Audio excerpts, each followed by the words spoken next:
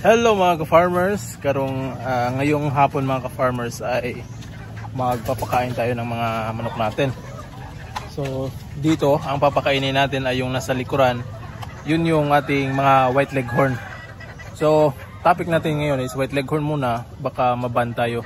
So last vlog natin ngayong taon na 2024. So itong white leghorn ang iba-vlog natin dahil marami ding nagtatanong about dito sa mga white leghorn natin. So madalang na talaga ako makapag-vlog ng mga heritage at saka itong mga white leghorn natin. So sa video na to ay pag-uusapan natin yung mga white leghorn natin dito. Alright. So ito yung feeds natin mga ka-farmers na ipapakain sa mga manok. So yan yung ating layer crumble. So produkto ng Pilmico. Yan yung mga ginagamit sa pampaitlog sa mga manok. So dito, ito yung ginagamit ko sa mga layer ko at saka itong mga Texas natin ng mga babaeng manok. So yun yung pinapakain natin para umitlog sila. So nga pala, yung mga Texas natin ay hindi ko pa na-breed. So simula January 1, sisimulan ko na sila. So yun yung target at saka goal natin. So ito yung pinapakain natin sa mga white leghorn natin para palagi nangingitlog. Pero sa nakikita ko dito mga ka-farmers ay maraming balahibo yung nalalaglag. Yan o. So isang sinyalis yan mga ka-farmers na yung mga manok natin na white leghorn ay merong naglulugon o naglalagas yung kanilang mga balahibo. So yan, gutom na yan. So papakainin lang natin ito mamaya. So nangingitlog pa rin sila mga ka-farmers, pero ngayon ay paunti-unti na lang dahil putik. So yan mga ka-farmers, kumakain yung mga white leghorn natin na mga inahin. So meron tayong 9 na piraso dito na mga white leghorn na mga babae. So ang edad nito mga ka-farmers ay nasa mga 10 months itong mga manok na ito. So hindi ko pa talaga nalagay ito sa breeding pen dahil sa sobrang busy natin. So meron ding yung parents nito ay nandun doon sa kabilang battery cage. So hindi ko pa na-breed ito mga ka-farmers dahil sa sobrang busy natin. So marami din tayong ginagawa at hindi ko maatupag dahil ako lang mag-isa dito. So pansamantala, dito muna sila. Tuloy pa rin yung kanilang kain. Tsaka nangingitlog sila dito. Gumugulong lang yung kanilang itlog dito sa harap. So ayan sila. So malalakas at malulusog naman itong mga manok na ito. So bihira lang ding nagkakasakit kahit na yung ito ay seed fowl na natin or yung pwedeng gawing materyales ng mga manok.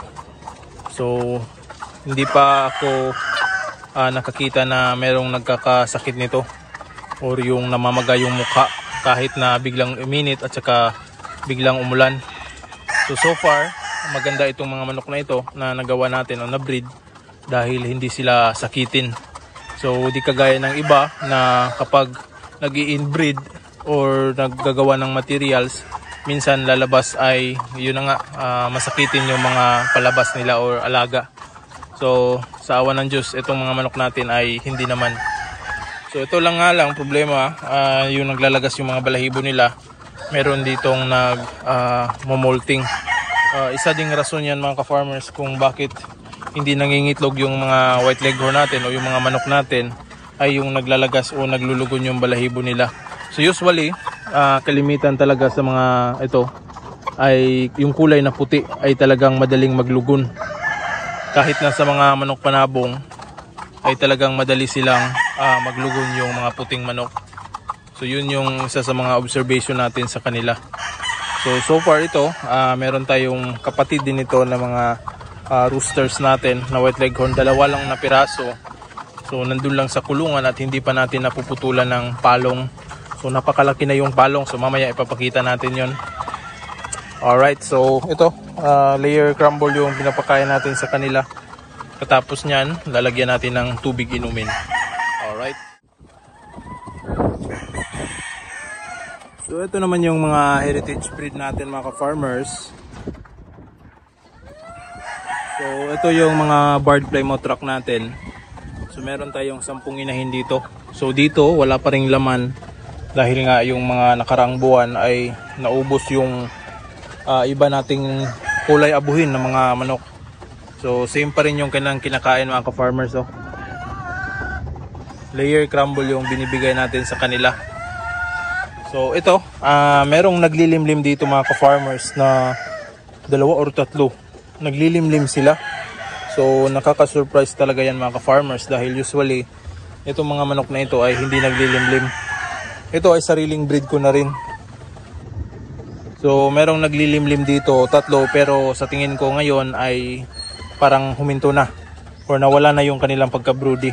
So papaliguan natin to mga by next year na, pupurgahin tapos isasalang ulit dahil magbe-breed na naman tayo nito. So dito naman sa kabila, so same pa rin. Ito yung pinagkunan natin ng mga, yung sisiw natin ng mga upgraded native na mga sisiw. So ito yung mga parents natin, naubos na yung mga sisiw natin. So itong mga manok natin ay meron ding huminto sa pag-iitlog. So by next year ay ready na naman sila mangingitlog. So tuloy pa rin yung kain nila mga ka-farmers ng mga manok natin na heritage breed. So merong 2 rooster ito, yan at saka yun, isa. Hindi ko pa natanggal, so tatanggalin ko yan dahil para makapagpahinga. Alright, so yan o.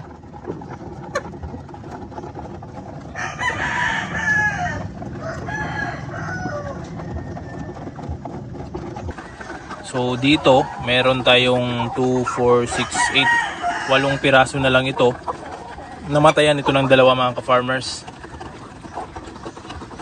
So meron tayong 8 at saka yung dito, yung sa mga abuhin natin. So ito na lang yung mga abuhin natin na yun o, merong iitlog pa yata. So ito yung mga abuhin natin na kulay. Ito na lang sila ang natira. So yun mga ka-farmers, yung mga manok natin ay hindi tayo nakapag-vlog pero yung mga manok natin ay ongoing pa rin sila or steady lang dito. So kahit na hindi pa natin sila ginagamit or sa breeding ay nagagamit naman natin yung kanilang itlog. So useful talaga itong mga manok natin. Di kagaya ng ibang mga klaseng breed ng mga manok na kapag nangingitlog ngayon, mga ilang buwan na naman na hindi magagamit. So itong manok ko ay talagang mapapakinabangan dahil kapag i-breed ko sila sa heritage breed crosses ay pwede. So kapag pagkatapos naman doon ay pwede ko naman silang i-breed doon sa asil or sa native. So ang lalabas noon is upgraded native. So yun mga ka-farmers, ang advantage dito sa atin na useful talaga yung manok. So wala silang, para sa akin, walang mababakanting oras na makapag-relax sila. So meron man konti pero talagang magagamit mo talaga sila.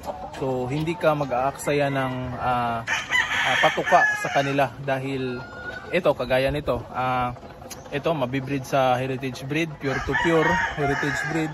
Pwede mong i-breed din sa mga upgraded native. So makakapagpalabas ka ng mga upgraded native na mga sisiw.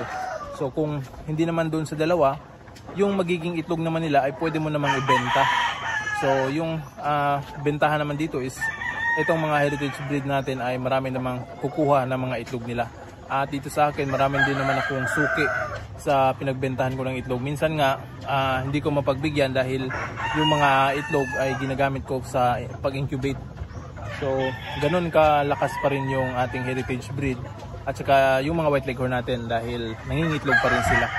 So yun yung advantage sa mga manok na parang marami ang purpose or marami ang pwede nating paggamitan. So marami ding nagtatanong mga ka-farmers about sa white leghorn natin. So kung meron ba tayong pangbenta. So yun, yung nakita nyo kanina ay pwede kong i-share yun. Meron pa naman akong mga materials dito na pwedeng gamitin dahil para mapakinabangan nyo rin in case na gusto nyo. Pero mostly sa mga gustong kumuha o mag-avail nito ay medyo malalayo yung lugar. So sabihan ko na lang kayo, ang nagpapamahal talaga dito sa manok ay yung shipping fee.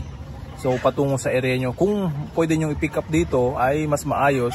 Pero kung ilalabas nyo or itatravel nyo sa malayo like sa ibang probinsya or sa ibang lugar, ayun na nga, mahihirapan tayo o malalakyan kayo sa gastos sa shipping fee. So shipping fee lang yung medyo mataas rin. So mas mataas pa nga doon sa presyo ng manok sa white leghorn natin. Alright, so yun yung isa sa mga sinasabi ko na agad dahil mostly kapag merong nagme-message sa akin, yun lang talaga yung isa sa mga nagpapamahal sa manok. So kayang-kaya yung manok pero sa shipping fee ay malalakihan talaga. So iba malayo, taga Mindanao, yung iba merong part sa Luzon na gustong kumuha. Pero yun lang sinasabi ko mga ka-farmers na kung kaya nyo naman, meron akong napaship nito noon sa Davao del Norte yata ito, Davao del Norte, Davao del Sur. So meron akong napaship nito mga ka-farmers. Ilan yun? Parang 5 babae at saka 1 lalaki yata yun, or 4 na babae, 3 or 4. Nalimutan ko na mga ka-farmers, basta nakapag-ship ako doon. Sa kasamaang palad yung panahon noong time na yon, nung pag-ship ako, kasagsagan ng landslide at saka baha doon sa Davao area. So umabot ng 1 week yata yun, 1 week bago umabot sa buyer or sa customer yung kanyang binili na white leghorn na manok. Pero ang kagandahan doon ay safe naman yung mga manok.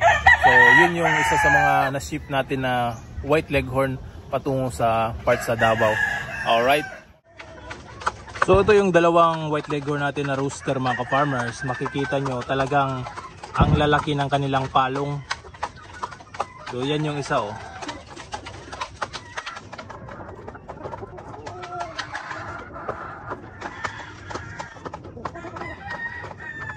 So talagang normal lang sa mga white leghorn, pure na white leghorn na ang lalaki ng palong nila. So talaga normal lang yan mga ka-farmers na malalaki, tsaka ang disadvantage yan is napakabigat. So yan sila, ito lang yung rooster na naiwan sa akin na pinaiwan ko talaga dahil yun na nga gagamitin natin sa breeding. Alright, so hanggang dito na lang mga ka-farmers. Maraming salamat sa panonood at sa pagsuporta sa ating mga videos sa this 2024. So maraming salamat din sa mga nag-avail sa atin ng mga manok, sa mga heritage man yan, sa mga Texas at saka itong mga white leghorn natin. Sa mga nag-avail, maraming salamat at belated happy Merry Christmas. At saka belated Merry Christmas sa inyo mga ka-farmers at advance Happy New Year. So maraming salamat at hanggang sa muli, happy farming! Woo!